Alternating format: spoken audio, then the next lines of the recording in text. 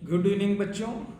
मैं शिवांशु सिंह एक बार फिर से आप सभी का स्वागत करता हूं आपके YouTube channel study with Shiv में। जैसा कि आपका चैप्टर नंबर 3 डेमोक्रेटिक पॉलिटिक्स का इलेक्टोरल पॉलिटिक्स चल रहा था, जिसमें आप इलेक्शंस के बारे में जान रहे थे कि अगर आपके देश में इलेक्शंस होते हैं तो उसके लिए क्या पर्टिकुलर पॉइंट्स जरूरी होते हैं।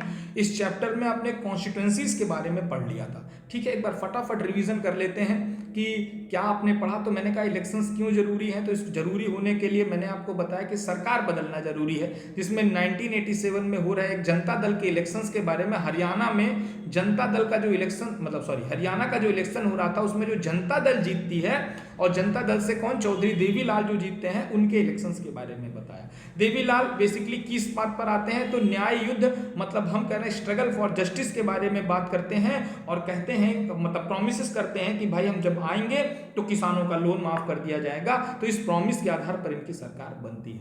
हमें इलेक्शंस की जरूरत क्यों पड़ती है, तो ऑब्वियस सी बात है कि हमारे लिए जो कानून बनाए, ठीक है, सबसे पहला कि who will make the laws, इसलिए सबसे ज्यादा इलेक्शंस की जरूरत पड़ती है कि कानून रक्षा करने के लिए बनाए।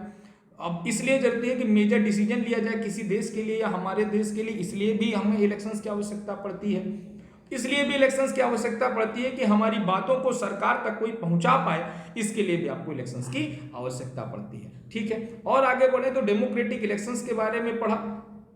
उसके आगे आपने डीमेरिट्स और मेरिट्स के बारे में पढ़ा इलेक्शंस की, कि हाँ डीमेरिट्स और मेरिट्स क्या होती हैं। जब और आगे बढ़े और यहां से आपका मेन चीज चालू होता है। ठीक है, मेन चैप्टर जो चालू होगा आपका यहीं से चालू होगा। मतलब मेन चैप्टर्स का मतलब जो आपको जानना है अच्छे तरीके से, वो यहीं से चालू होगा। फिर मैंने आपको बताया कि अगर लोकसभा और विधानसभा की बात करेंगे तो हर 5 साल में वहां पर इलेक्शंस होते हैं। ठीक है, कंट्री डिफरेंट कॉन्स्टिट्यूशन में डिफरेंट एरियाज में अलग अलग होती है, मतलब अलग अलग एरियाज वोटिंग के आधार पर अलग कर दिए जाते हैं। मतलब छोटे छोटे एरियाज में देश को बांट दिया जाता है और ये छोटे छोटे एरिया क्या कहलाते हैं, इलेक्टोरल कॉन्स्टिट्यूएंसीज कहलाते हैं, जिसे हम अपनी सरल भाषा में कहते हैं कि सीट। ठीक है, वहां कहते हैं कि नहीं इस सीट पे ये आदमी खड़ा है, तो उसको अगर कॉन्स्टिट्यूशन की भाषा में कहें तो इस कॉन्स्टिट्यूएंसी से आदमी खड़ा है, इस हिसाब से बोलेंगे। फिर हमने अगर लोकसभा की बात की तो मैंने कहा लोकसभा में टोटल कॉन्स्टिट्यूएंसीज कितनी होती है, तो मैंने कहा लोकसभा में टोटल कॉन्स्टिट्यूएंसीज हो रही है 543।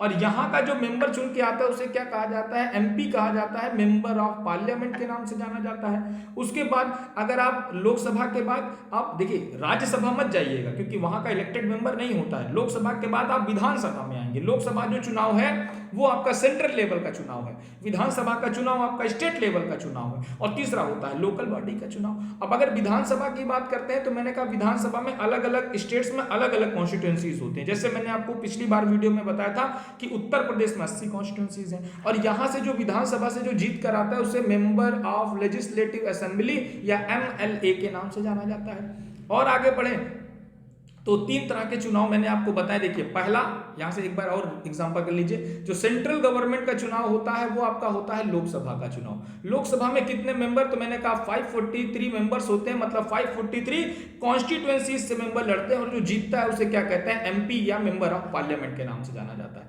उसके बाद जब स्टेट राज्यों के चुनाव होते हैं, स्टेट गवर्नमेंट के जो चुनाव होते हैं, विधानसभा के चुनाव होते हैं। विधानसभा की अगर बात करेंगे तो यहां से जो चुनकर आता है उसे मेंबर ऑफ लेजिस्लेटिव असेंबली के नाम से जाना जाता है, और अलग अलग विधानसभाओं में आपके अलग अलग कॉन्स्टिट्यूएंसीज देखने को मिलती हैं। तीसरे नंबर पे बात करेंगे तो लोकल गवर्नमेंट के चुनाव होते हैं, और इसको रूरल और अर्बन के हिसाब से डिवाइड कर दिया जाता है। अगर रूरल एरिया की बात करेंगे, ग्रामीण इलाकों की बात करेंगे, तो वहां तो पंचायती राज सिस्टम चलता है, और अगर अर्बन एरिया शहरी इलाकों की बात करेंगे तो वहां म्युनिसिपल इलेक्शंस होते हैं, म्युनिसिपल पार्टीज होती है। ठीक है, तो इलेक्शन लोकल गवर्नमेंट का होता है और 2 तरह से डिवाइड कर दिया जाता है, जैसे मैंने कहा पंचायत इलेक्शन और म्युनिसिपल इलेक्शन। अब कुछ आपकी लोकसभा में रिजर्व्ड कॉन्स्टिट्यूएंसीज है। रिजर्व क्यों किया गया, इसका पीछे मैंने कहानी बताई थी पूना पैक्ट के बारे में, जब गांधी जी और भीमराव अंबेडकर एक दूसरे से टकराए थे, उसके कारण अपनी बातों को भीमराव अंबेडकर ने जब उनके सामने रखा तो गांधी जी भी दिमागी थे, इन्होंने कहा ठीक है हमको एक रिजर्व्ड कॉन्स्टिट्यूएंसी जैसी चीज लाएंगे, तो उससे जो कम, मतलब अब रिजर्व किनके लिए किया गया, रिजर्व उनके लिए किया जाता है जो संख्या में कम होते हैं, जिनको रिप्रेस या दबाया जाता है। तो उसमें अगर लोकसभा की बात करेंगे तो लोकसभा में 84 सीट्स जो है वो एससी के लिए रिजर्व कर दी गई, 47 जो सीट्स हैं वो किसके लिए, एसटी के लिए रिजर्व कर दी गई। कहा कि लोकसभा की जो 543 सीट्स हैं, इस 543 सीट्स में जो 84 सीट्स हैं वो आपके शेड्यूल कास्ट के लिए रिजर्व है, और जो 47 सीट्स हैं वो आपके शेड्यूल ट्राइब्स के लिए हमने रिजर्व कर दी। मतलब इतनी सीट पर यही 2 वाले बैठेंगे, बाकी तो कोई नहीं बैठेगा, बाकी सीटें जनरल के लिए कर दी हमने। ठीक, उसके बाद और आगे बढ़े तो मैंने कहा in many state rural and urban local bodies have new reserve मतलब एक नई रिजर्व क्लास आई जिसको ओबीसी के नाम से भी जाना गया, तो ओबीसी की क्लास भी जानेंगे हम।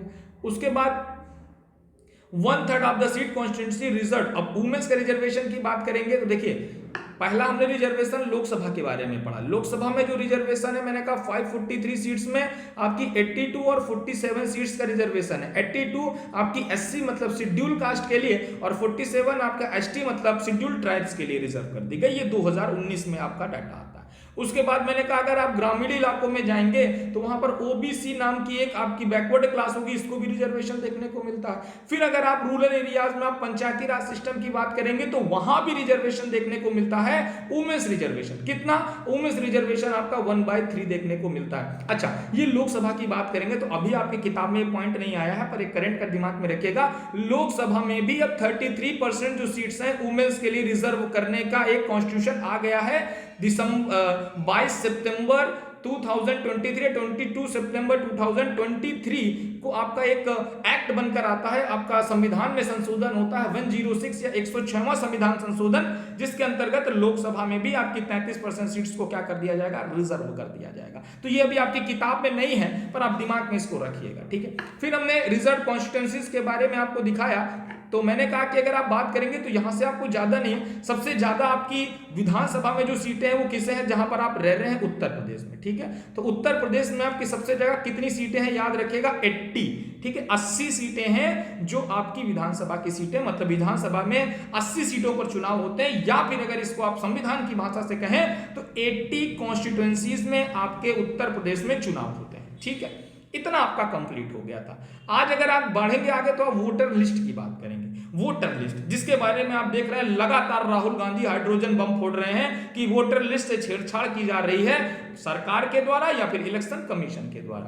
तो उसी के बारे में बात करते हैं वोटर लिस्ट के बारे में। तो मैंने कहा the list of those who are eligible to vote is prepared much before the election and name list is officially called electoral rules। Voter list आपका नाम आता होगा, आपका तो नहीं, आप तो अभी छोटे हैं, माता पिता का वोटर लिस्ट में आपके नाम आता है, ठीक है। और ये कब बनाई जाती है तो ये इलेक्शन से पहले बनाई जाती है, जिसको आप अगर ऑफिशियल भाषा में कहें तो उसको इलेक्टोरल रोल के नाम से जाना जाता है, ठीक है। तो वोटर लिस्ट को ऑफिशियल नाम क्या है, इलेक्टर रोल। ये कब बनाई जा रही है तो इलेक्शंस के पहले बनाई जाती है, जिसमें सभी जो वोटर्स होते हैं उनकी एक लिस्ट बनती है। All the citizens aged is 18 years and above can vote in elections। तो आपको वोटिंग क्राइटेरिया पता है कि आपकी एज 80 या फिर 80 प्लस हो, 18 प्लस होनी चाहिए, 18 या फिर 18 प्लस होनी चाहिए। मतलब अगर आपकी उम्र 18 साल हो गई है तो आप वोट देने के लिए एलिजिबल कैंडिडेट हो जाते हैं। Some criminals and persons with unsound mind can be denied the right to vote but only in the rare situation। देखिए भारत में सभी को वोट देने का अधिकार है, चाहे वो क्रिमिनल हो चाहे जो हो, पर कुछ ऐसे क्रिमिनल या फिर कुछ ऐसे अनसाउंड जो मतलब आप कह सकते हैं जो दिमागी हालत से ठीक नहीं है, बस उनको वोट देने का अधिकार नहीं है। बाकी भारत में सभी सिटीजन्स को वोट देने का अधिकार होता है, ठीक है। उसके बाद in last year a new election photo identity card, याद रखिएगा एपिक, ठीक है। पहले तो चलता था इलेक्शन आइडेंटिटी कार्ड, अब थोड़ा सा बंद हो गया, अब आधार कार्ड पर भी आप वोट दे सकते हैं, ठीक है। तो लास्ट ईयर का मतलब है ये 2019 की बात हो रही है, ठीक। तो क्योंकि 2020 की अभी बुक आपकी प्रिंट है वही बुक चलती है। तो मैंने कहा EPIC has been introduced and voters are required to carry this card when they go out for vote but this is not compulsory for voting. देखिए मैंने अलग से आपको लिखवाया भी है कि ये जरूरी नहीं है वोटिंग के लिए, पर हाँ एक आइडेंटिटी कार्ड बनता है जिसको इलेक्शन कार्ड के नाम से जाना जाएगा, election photo identity card epic के नाम से जाना जाएगा। इसको आप लेकर जाएंगे तभी वोट दे पाएंगे। तो वोटर लिस्ट का मतलब क्या हुआ, मैंने कहा वोटर लिस्ट किसके द्वारा बनाई जा रही है तो वोटर लिस्ट बनाई जाती है इलेक्शन कमीशन के द्वारा, चुनाव आयोग के द्वारा। कब बनाई जाती है तो इलेक्शन से पहले बनाई जा रही है, बिफोर द इलेक्शंस। उसके बाद मैंने कहा इसको किस नाम से जाना जाता है तो इसको ऑफिशियल जो वोटर लिस्ट का नाम है इलेक्टोरल रोल के नाम से जाना जाता है। अब वोटर लिस्ट में कौन कौन लोग होते हैं तो जिनकी एज 18 या 18 एबव होती है वो वोटर लिस्ट में होते हैं। कौन नहीं हो सकते हैं तो लगभग सभी लोग होते हैं। कुछ ऐसे क्रिमिनल्स और कुछ अनसाउंड माइंड, मतलब ऐसे लोग जो दिमागी हालत से सही नहीं है, बस उनको ही वोट देने का अधिकार नहीं होता है। सरकार के द्वारा एक आइडेंटिटी कार्ड बनाया जाता है जिसको एपिक EPIC मतलब इलेक्शन फोटो आइडेंटिटी कार्ड के नाम से जाना जाता है, जिसको आप लेकर जाएंगे तो आपको वोट देने को मिलेगा। पर जरूरी नहीं है, आप आधार कार्ड के आधार पर भी वोट दे सकते हैं। ठीक है, तो ये वोटर लिस्ट से संबंधित चीजें हो गई। आगे बढ़ेंगे तो अभी तो आपको वोटर लिस्ट में नाम होना है तो आपको ये क्राइटेरिया अपनाना पड़ेगा। उसके बाद अगर आपको कैंडिडेट बनना है, मतलब आपको क्या, आप नेता बन के आपको वोट लेना है, तो क्या आपके पास मतलब क्राइटेरिया होना चाहिए, अभी तो क्या क्या क्या क्वालिफिकेशंस आपके पास होने चाहिए, इसके बारे में बात कर लेते हैं। तो कह रहा है कि political party nominate their candidate who get the party symbol and nomination is officially called party ticket. कहते नहीं कि इनको भैया पार्टी से टिकट नहीं मिला, तो टिकट का मतलब है कि जिस मेंबर्स को पार्टी के द्वारा नॉमिनेट किया जा रहा है, ठीक है, उसको पार्टी का सिंबल मिलता है, नॉमिनेशन उसका किया जाता है, और जो सिंबल होता है और उसे क्या कहा जाता है कि इन्हें पार्टी टिकट प्रोवाइड कर दिया गया। अब अगर आपको कैंडिडेट बनना है, मतलब अब आपको एज अ नॉमिनेशन जाना है, लीडर बनना है किसी पार्टी का, तो आपके पास क्या क्या ऑफिशियल क्राइटेरिया होने चाहिए, इस पर भी हम बात कर लेते हैं। तो every candidate have a legal declaration giving full detail, legal लिखा है, legal declaration giving full details of क्या क्या criminal cases pending against the candidate. मैंने कहा आपके ऊपर क्रिमिनल केस है, आप जेल में हैं, तब भी आप चुनाव लड़ सकते हैं, ये भारत का संविधान कहता है। तो पर आपको अपने जब आपको फॉर्म भरना होगा तो उसमें अपने जितने भी क्रिमिनल केस पेंडिंग है वह सब आपको लिखने पड़ेंगे। ठीक है, तो पहला कि आप अपने चुनाव, अगर आपको नॉमिनेशन करना है तो पहले अपने जितने भी क्रिमिनल केस हैं आपके अगेंस्ट, उसको भी आप लिखिए वहां पर। उसके बाद details of assets and liability of the candidate and their family. Candidate और उसकी फैमिली के पास जितने एसेट्स हैं, मतलब आप समझ लिए गाड़ी घोड़ा जितने हैं, घर है, लायबिलिटी का मतलब जितना बैंक बैलेंस है, उस सब आपको किसको, इलेक्शन कमीशन को बताना पड़ेगा। ठीक है, तो पहला मैंने कहा जितने क्रिमिनल केस हैं वो बताने पड़ेंगे। दूसरा मैंने कहा कि जितने भी आपके पास एसेट्स हैं, जितनी भी लायबिलिटीज हैं आपकी फैमिली के पास, आपके पास, वो सब आपको बतानी पड़ेंगी। उसके बाद एजुकेशनल क्वालिफिकेशन अपना बताना पड़ेगा कि आप कितने पढ़े लिखे हैं, पर बहुत जरूरी नहीं होता है। आप जान रहे हैं कि भारत एक ऐसा देश है जहां नेता बनने के लिए इलेक्शन लड़ना मतलब नेता बनने के लिए पढ़ा लिखा होना जरूरी नहीं है। ठीक है, उसके बाद this information has to made public because voters can make their decision on the basis of their information. और ये इंफॉर्मेशन जो भी आपने दी है इसको पब्लिकली भी किया जाता है, मतलब लोगों को बताया जाता है कि इसी हिसाब से आप वोट करिए। तो ये एक नॉमिनेशन कैंडिडेट के रूप में अगर आपको नॉमिनेट होना है तो उसके लिए ये क्राइटेरिया, अभी आप नेता बने नहीं है, इस क्राइटेरिया को आप फुलफिल करेंगे तब आप नॉमिनेट होंगे। नॉमिनेट का मतलब है आपको पार्टी से टिकट मिलेगा। ठीक है, उसके बाद और आगे बढ़ते हैं। नॉमिनेशन आपने देख लिया, वोटर लिस्ट आपने देख ली। ये देखिए एक इलेक्टोरल रोल है, इलेक्टोरल रोल का मतलब है एक वोटर लिस्ट है। ठीक है, एक वोटर लिस्ट है कहाँ की, तो मिजोरम की जो आपकी किताब में बनाई मतलब कॉपी में, सॉरी आपकी नोटबुक में देखने को मिलती है, जिसमें नंबर ऑफ कैंडिडेट, जनरल क्या, ये सब पूरी लिस्ट आपको दी होती है, जिसमें देखिए सब नाम है, कौन है, कहाँ है, ये सब पूरी एक लिस्ट बनकर आती है। इसी को क्या कहा जाता है, इलेक्टोरल रोल कहा जाता है। और फिर जब आप नॉमिनेट हो जाते हैं तो कहते हैं मेरे पास ये योजनाएं हैं, घोषणाएं हैं, वादे हैं, और क्या है, आप कहते हैं भैया देखो मेरे पास क्या है, मेरे पास वोट है। ठीक है, घोषणाएं योजनाएं तो आपके पास बहुत हैं, वादे तो बहुत हैं, पर आप एज ए कैंडिडेट, आप एज अ वोट मतलब जिसको वोट देना है, आप क्या कहते हैं, मेरे पास क्या है, वोट देने की क्षमता है। ठीक है, फिर आप देखिए प्रोमिसेस वगैरह, प्रोमिसेस का एकदम झोला लिए चले जा रहे हैं और वोटर ललचाए। ये देखो मतलब कितनी बढ़िया आपकी किताब में कार्टून भी बना कर दिया हुआ है कि ये देखिए ये वोटर हैं, ये आप हम लोग हैं भैया। ठीक है, एकदम जीभ निकाले कि हाँ प्रोमिसेस मिल रही है, ये करेंगे, ये करेंगे हमारे लिए। करना करें ना करें वो तो बात अलग है, पर कार्टून्स के हिसाब से चीजों को, देश को बहुत अच्छी तरीके से समझाया गया है यहाँ पर। ठीक है, तो मैंने कहा ये प्रोमिसेस का बैग लिए एक नेता जा रहा है कि हम ये चीजें पूरी करेंगे आपके लिए अगर चुनाव जीते।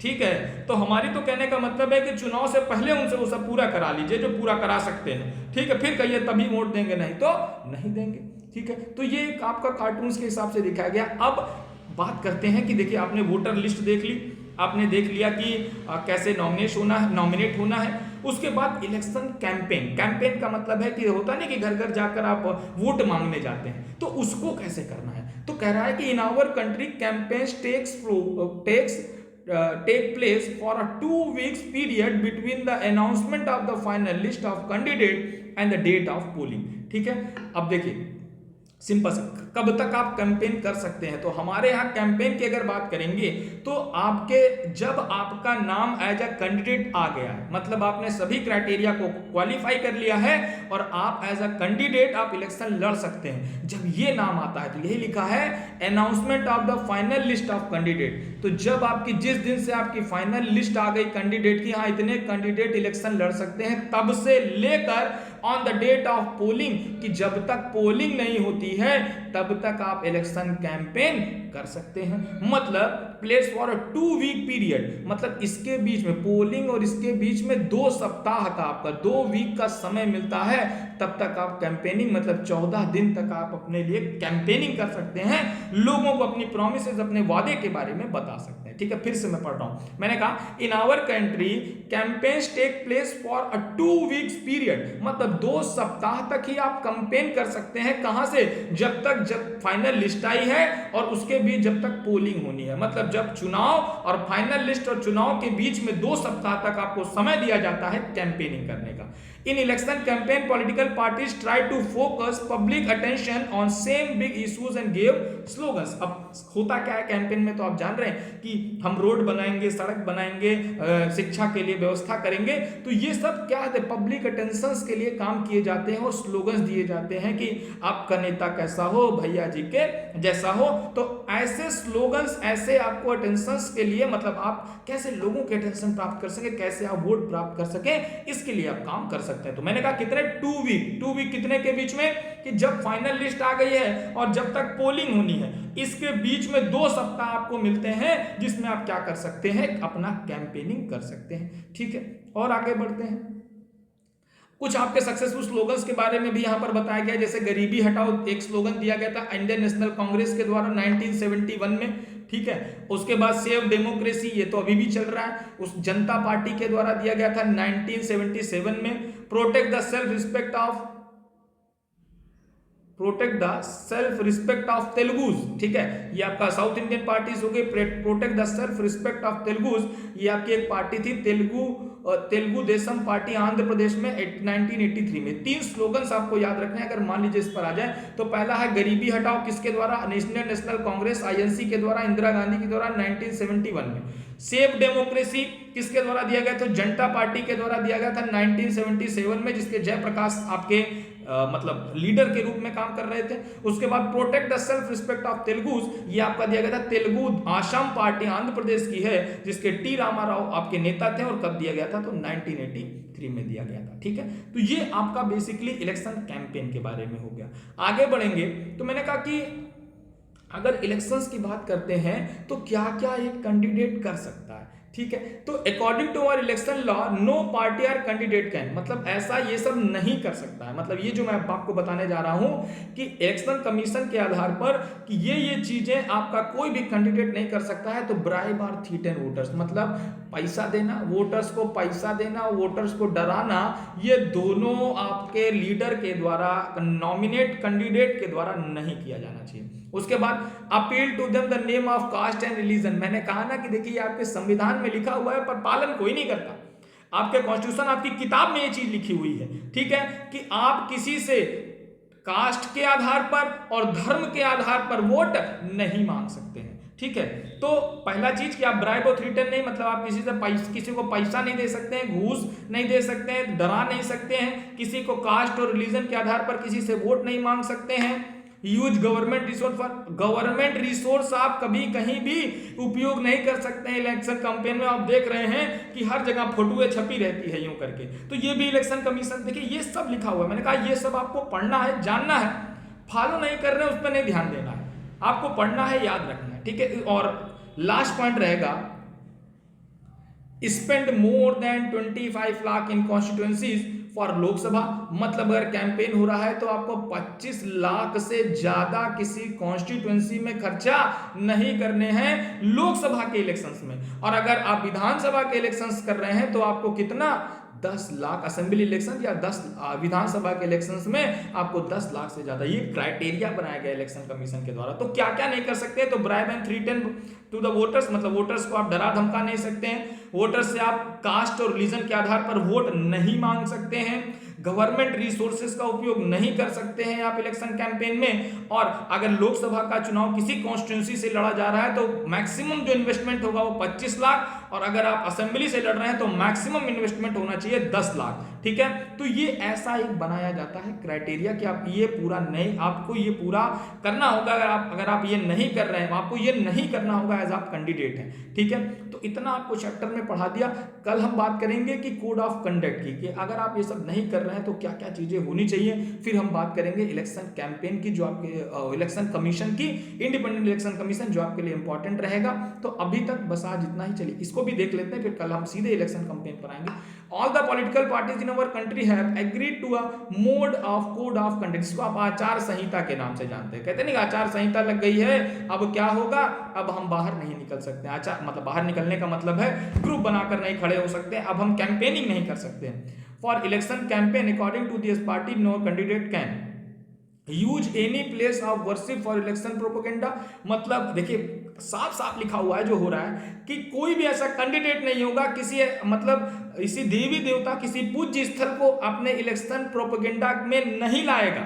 साफ साफ लिखा हुआ है आपके कॉन्स्टिट्यूशन में कि कोई भी ऐसा कैंडिडेट है वो किसी भी ऐसे स्थान जहां पर पूजा पाठ होती है ऐसे स्थानों को अपने इलेक्शन प्रोपेगेंडा में नहीं लाएगा। ठीक है, उसके बाद दूसरा कह रहा है कि our elections are announced ministers shall not lay foundation stone on any projects, take any big policy decision on make any promises providing public. तो पहला पॉइंट कि किसी वर्शिप को नहीं लाएगा। दूसरा पॉइंट, जब इलेक्शंस के डेट अनाउंस हो गए हैं उसके बाद कोई भी गवर्नमेंट की तरफ से, मतलब ऐसा नहीं अब इलेक्शन हो गया, अब तो पता नहीं आप जीतो कि ना जीतो, तो आप अब गवर्नमेंट की तरफ से कोई पॉलिसी लॉन्च नहीं कर सकते हो, कोई फैसिलिटीज जनता को नहीं दे सकते हो। ठीक है, तो ये आपका एक तरीका था इलेक्शंस का। मतलब मैं आपको इलेक्शंस के बारे में बता रहा हूं क्योंकि आप आज नहीं 2 नहीं 3 साल बाद आप इलेक्शंस में वोट एज अ वोटर या फिर एज अ कैंडिडेट रहेंगे जरूर, तो आपको इन सब चीजों का पता होना चाहिए। ठीक है,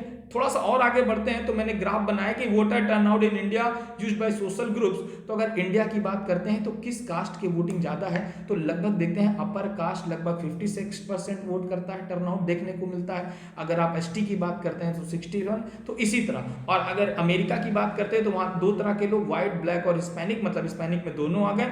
व्हाइट्स की संख्या ज्यादा है एज कंपेयर टू ब्लैक के वोटिंग ग्रुप में। ठीक है, और फिर अगर आप do you think your vote makes a difference, तो बिल्कुल करता है। कह रहा है कि हैज इफेक्ट, कितना इफेक्ट करता है, तो कह रहा है 67% आपके वोट जो है वो इफेक्ट करते हैं किसी चुनाव को, तो वोटिंग करना चाहिए। ठीक है, अगर आप वोटिंग नहीं करते हैं तो किसी सरकार को आप ब्लेम भी नहीं कर सकते हैं अपने कार्यों के लिए। ठीक है, तो इतना अभी पढ़ लिया है, कल हम इलेक्शन कमीशन के बारे में बात करेंगे। तो बस आज इतना ही, अच्छे से पढ़ते रहिए। ठीक है, पढ़ाई करते रहिए, मैं नोट्स आपको प्रोवाइड कर दूंगा, नोट्स आप अपने सामने रख लीजिए, फिर जब मैं पढ़ाता रहूंगा तो उस नोट्स को देखते रहेंगे तो ज़्यादा बेहतर रहेगा आपके लिए पढ़ने हुए। ठीक है, चलिए गुड नाइट, अच्छे से पढ़ाई करिए।